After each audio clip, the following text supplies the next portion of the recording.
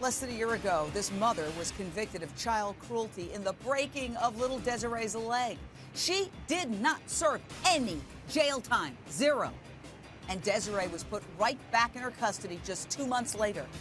Mom Sandra's desperate family claims they begged the court not to restore custody. Warning, they know her. She's part of their family and she's unstable and violent, they say.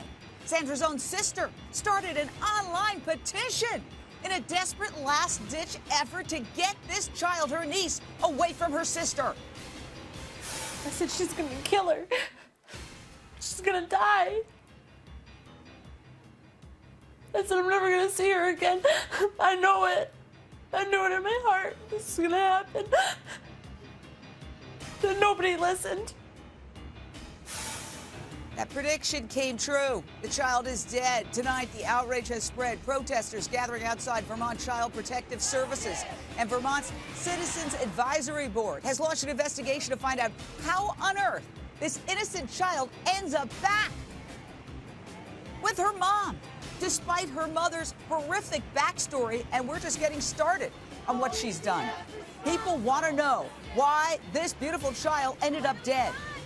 Straight out to one of those protesters, Lindsay Miller.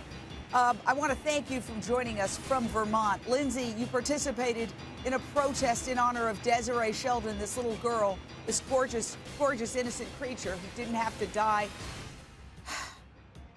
Why did this case touch you so deeply?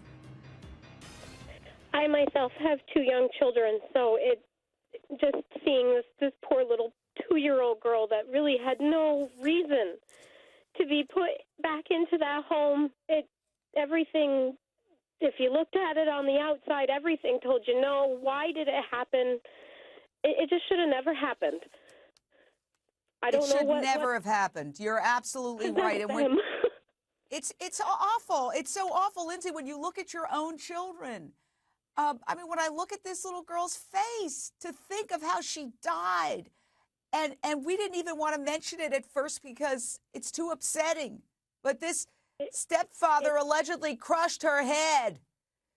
It'll make you sick just thinking about it. It's just absolutely frightening, and I just can't imagine that. That's the last thing that she would see is. It's just horrible. It just shouldn't have been that way. There is the stepfather. This is torture. This is torture of a child. Lindsay, what is the community feeling like tonight? You're right there in the heart of this community. They're all upset. There was no reason that this child should have been put with her.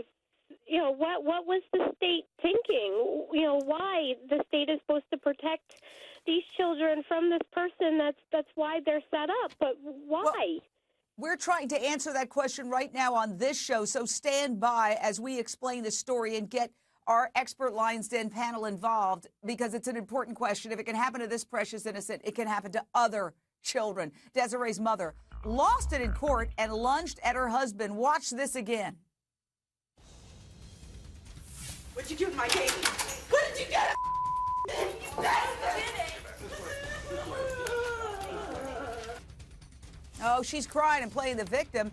Certainly what he's accused of doing is horrific, but this woman is also a monster. 6 years ago, approximately, she got pregnant in the process of molesting a 15-year-old boy. She spent only 5 months in jail for that crime. Okay?